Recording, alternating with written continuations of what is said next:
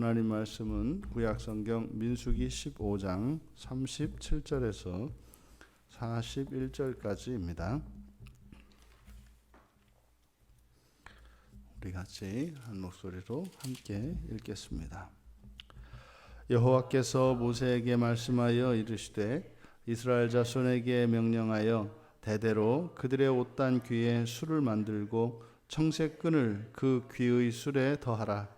이 술은 너희가 보고 여호와의 모든 계명을 기억하여 준행하고 너희를 방종하게 하는 자신의 마음과 눈의 욕심을 따라 음행하지 않게 하기 위함이라. 그리하여 너희가 내 모든 계명을 기억하고 행하면 너희의 하나님 앞에 거룩하리라.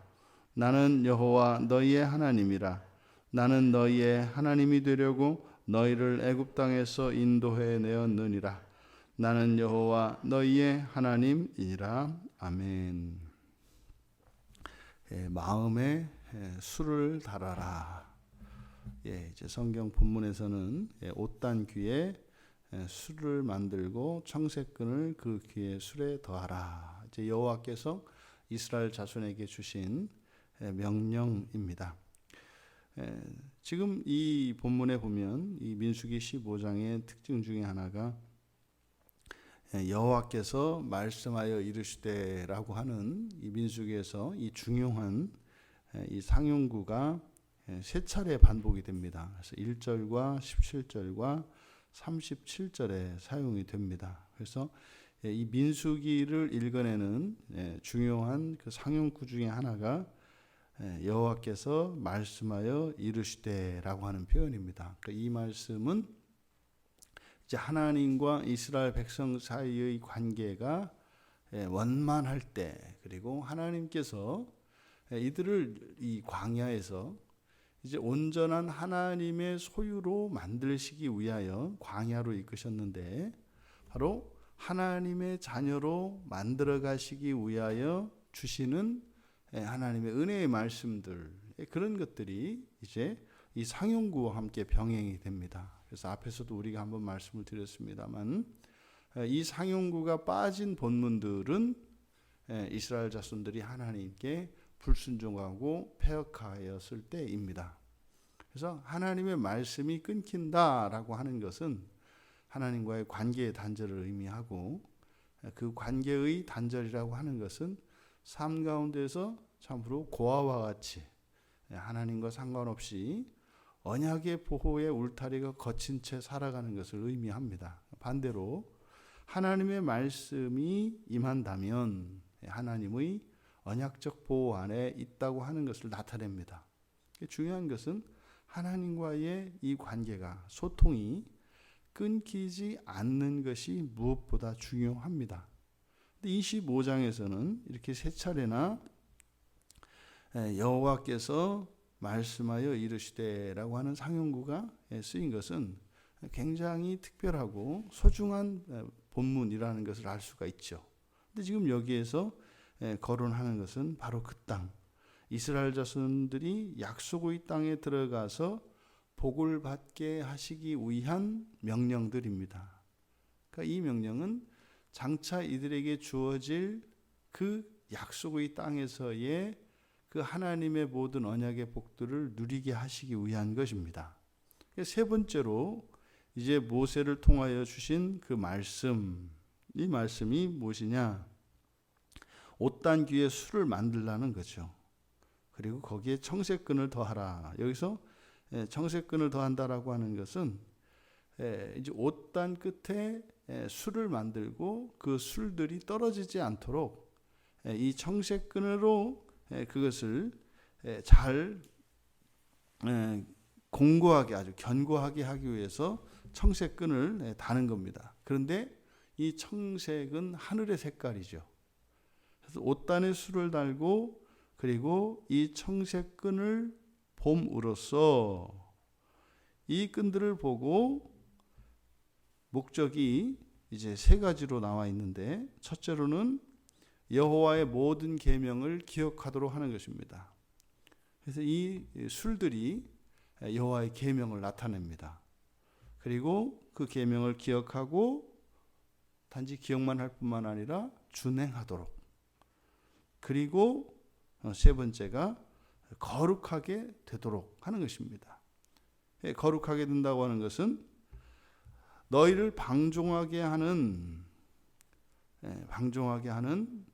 너희들 자신의 마음과 눈의 욕심을 따라 음행하지 않게 하기 위함이라. 그리하여 이렇게 하면 거룩하게 된다. 이게 세 번째 목적입니다. 그래서 여호와의 말씀을, 여호와의 모든 계명을 기억하여 준행하면 거룩하게 됩니다. 근데 그것을 기억하지 못하게 되면 지킬 수 없게 되고 거룩할 수 없게 됩니다. 그래서 옷단 끝에 술을 달고 청색끈으로 그것들을 견고하게 잡아매는 겁니다. 왜 이들이 그러면 거룩하게 되어야 하는가? 또 거룩하게 된다는 것은 무엇인가? 민수기에서 이 거룩하게 된다는 것은 완전한 하나님의 소유가 되는 것을 의미합니다. 여기서는 이제 민수기는 이제 하나님께 그들의 이름이 올려지고 그 이름에 걸맞는 그들의 본성과 또 그들의 품성의 변화가 이제 일어나게 될 것입니다. 그러니까 일어나야 합니다. 그래서 여기서 거룩하게 된다라고 하는 것은 하나님의 소유된 백성으로서 하나님의 소유가 아닌 다른 모든 이방인들과 구별되는 것을 말합니다. 사실 이게 이제 우리 신약에 오면 이렇게 하나님의 소유가 아니라 이제는 하나님의 자녀죠. 하나님의 자녀로서 온전하게 되는 거죠. 지금 이렇게 거룩하게 되어야 하는 이유, 그 이유에 대해서 41절에서 나는 여호와 너희의 하나님이라고 하는 상용구로 앞뒤로 반복이 되고 있고 그 중간에 여호와께서 이들을 애굽 땅에서 인도해낸 분이시라는 것, 그리고 애굽 땅에서 인도해낸 목적이 너희의 하나님이 되기 위한 것이라는 것을 밝히고 있습니다. 그럼 여러분 이것을 바꾸어서 생각을 해보세요. 우리의 하나님은 여호와이십니다. 우리의 하나님은 여호와이십니다. 그러니까 우리의 하나님, 우리가 섬기는 유일한 하나님, 유일한 신은 여호와라는 거예요. 그런데 그 하나님을 여호와를 우리의 하나님으로 섬기게 된 이유가 뭐라는 겁니까? 구원이에요. 애굽 땅에서 구원해내셨기 때문에 우리는 우리의 하나님을 여호와로 섬기는 것입니다.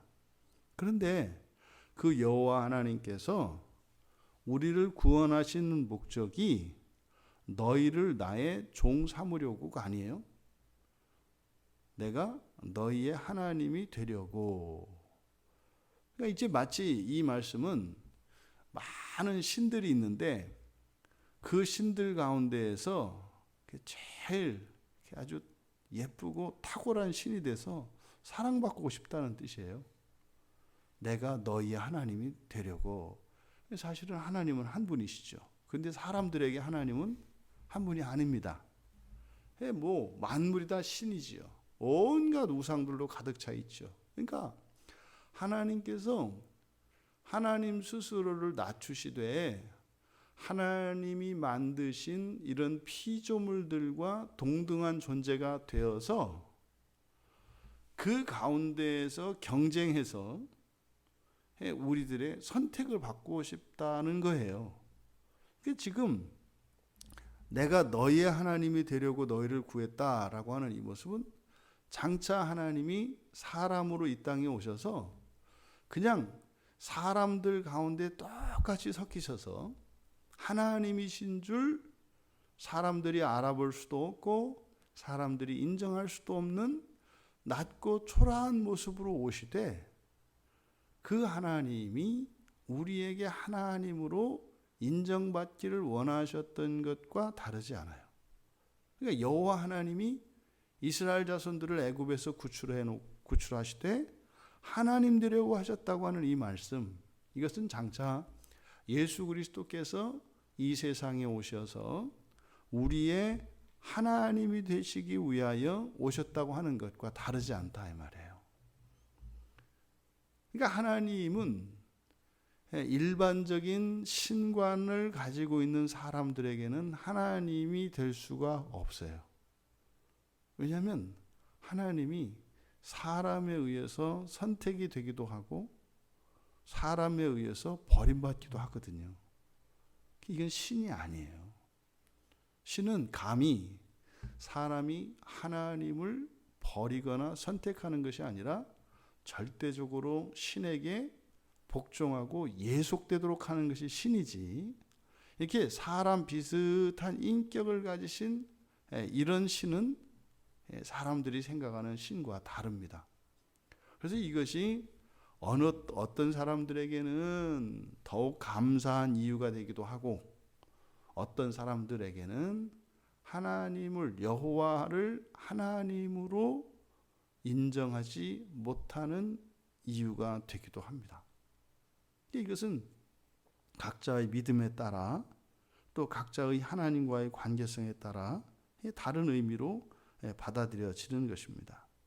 그럼 반대로요, 우리가 애굽 땅에서, 그러니까 이스라엘 자손들이 애굽 땅에서 구원을 받은 것, 그것은 무엇이라는 겁니까? 반대로 이들이 바로 하나님의 백성 되기 위한 것이라는 거죠. 여러분들이 이 세상을 사시면서 예수 그리스도를 믿으신 거예요.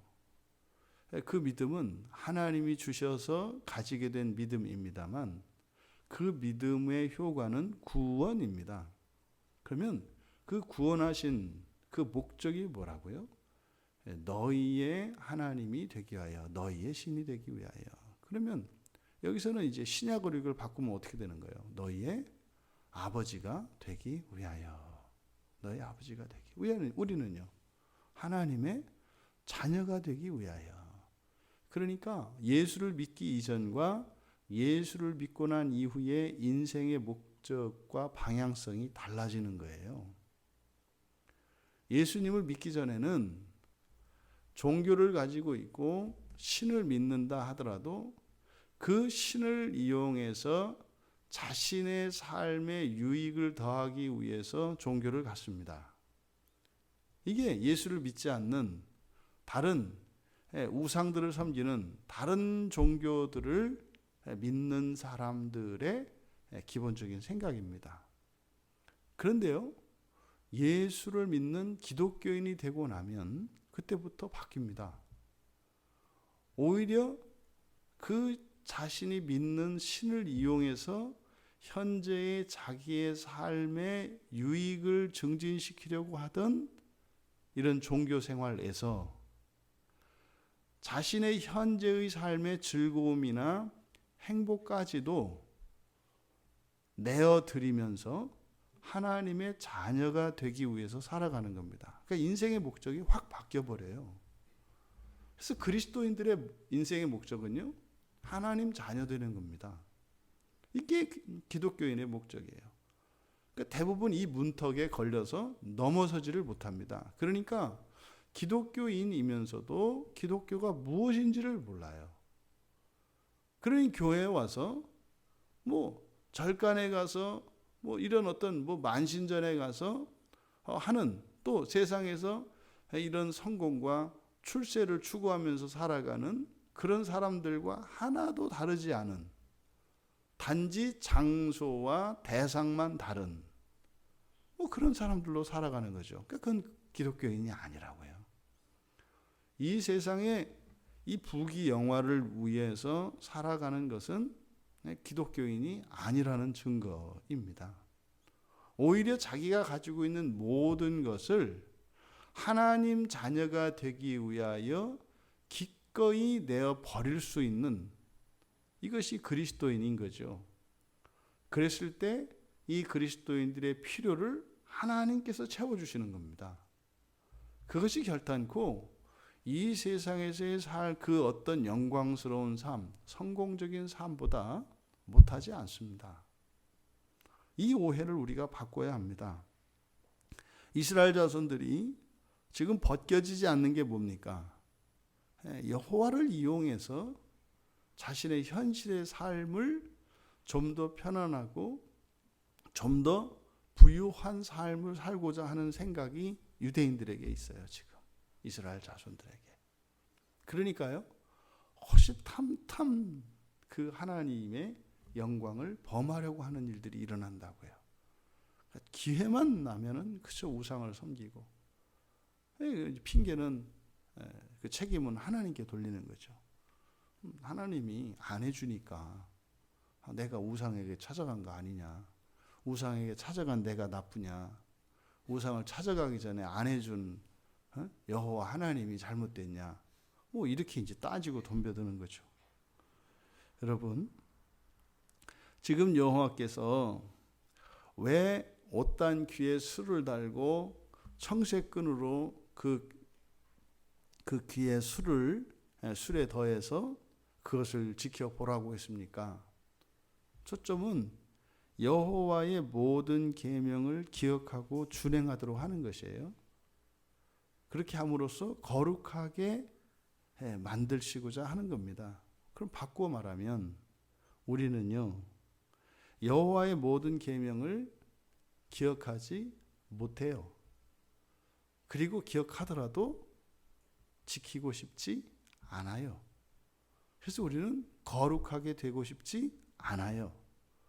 그러면요, 우리가 구원받았으면 안 돼요.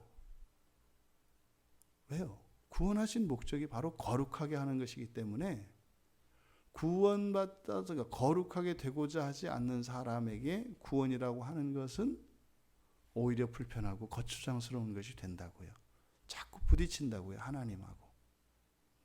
1차적으로 이렇게 되기가 어렵다. 그래서 여호와 하나님께서는 어떻게 해요? 가시적으로 눈에 보이게 옷에 술을 달게 하시고 청색끈을 매게 하신 거예요. 왜요? 그것을 보고 있지 않으면 우리가 금세 잊어버리게 되기 때문입니다. 여러분, 우리가 믿는 예수, 천지를 창조하신 분이시고요, 우리를 구원하시는 분이시고요, 장차 우리를 심판하실 분이십니다. 이걸 잊으시면 안 돼요. 그 하나님께서 이 세상에 오셔서 그 창조의 언약을 이루어내셨어요. 사람으로 오셔서 하나님이 되셨다고요.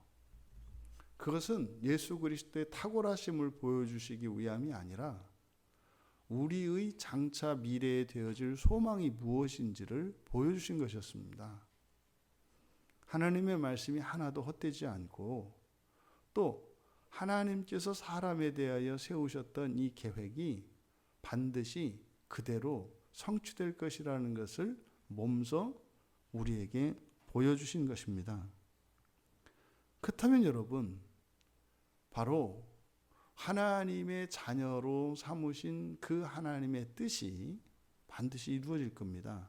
근데 그렇게 하려면 어떻게 해야 된다고요? 여호와의 모든 계명을 기억하고 준행해야 된다고요. 이스라엘 자손들에게 있어서 그렇게 해야 거룩해진다 이 말입니다. 이것은 우리에게도 예외가 아닙니다.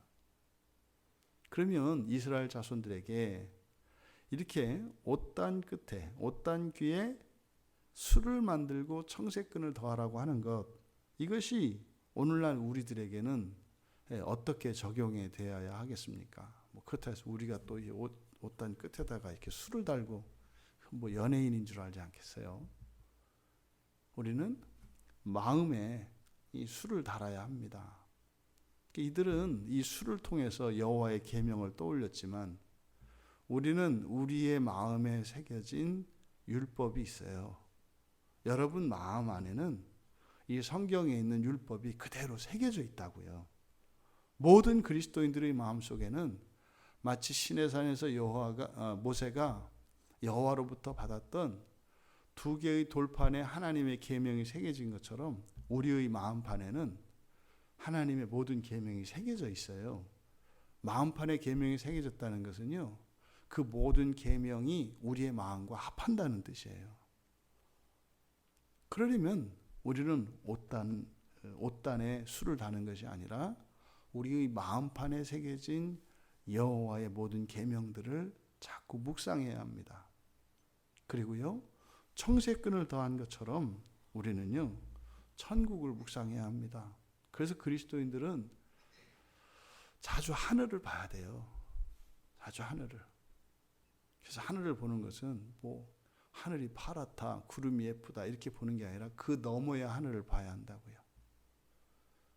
자주 여러분들은 고개를 들어 하늘을 바라보십시오. 그리고요, 하늘 위에 있는 그 주님의 나라, 그리고 거기에 계신 주님을 여러분 늘 묵상하십시오. 그러지 않고서는 우리가 우리 마음속에 있는 율법을 묵상하고 그것을 준행하기가 어려워요. 천국에 대한 소망을 가지고 있어야 우리의 마음판에 새겨진 하나님의 모든 율법을 떠올릴 수도 있고, 또 떠올린 것을 지키기 위해 몸부림할 수도 있습니다. 여러분들이 분명한 이게 동기부여가 돼야 움직인다고요.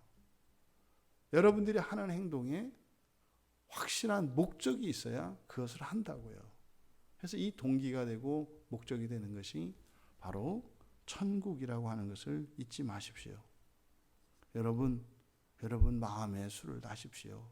그리고 하나님 자녀가 되기 위하여 여러분들이 구원을 받았다는 사실을 늘 기억하시고, 그것은 시간이 지나면 저절로 되는 것이 아니라 우리가 우리의 마음에 새겨진 여호와의 모든 계명을 기억해내고 그것을 지키고자 하는 과정에서 어떤 변화가 우리에게 일어난다고요. 그걸 행동으로 따라서 해서 되는 것이 아닙니다. 전인격적으로 그 하나님의 모든 말씀을 기억하며 준행하고자 하는 거기에서의 실패와 성공이 있겠죠. 순종과 불순종이 있겠죠. 그 과정 안에서 우리에게 신비적인 변화가 일어난다는 사실입니다. 이렇게 마음에 술을 다시고 하나님 자녀가 되기 위하여 살아가시는 우리 모두가 되시기를. 그래서 장차 이 땅에 다시 오실 예수 그리스도, 그분과의 만남을 위하여 오늘 하루의 즐거움도 기꺼이 포기할 수 있는, 또 오늘 하루의 어려움도 너끈히 이겨낼 수 있는 우리 모두가 되시기를 주님의 이름으로 축원합니다. 존귀하신 하나님, 이제 약속의 땅을 향하여 나가는 이스라엘 자손들에게 주셨던 이 교훈을 예수 그리스도를 믿고 구원받은 저희들에게 다시 한번 적용을 해봅니다. 하나님, 예수님을 믿은 그날부터 저희들의 인생의 목적은 온전한 하나님의 자녀가 되는 것이 되었습니다. 하나님, 이 거룩한 목적을 잊지 않게 하시고 늘 깨어 하나님의 말씀을 묵상하며 또한 그 말씀을 지키기 위하여 분투하며 살아가게 하옵소서. 감사하며 예수님의 이름으로 기도하옵나이다.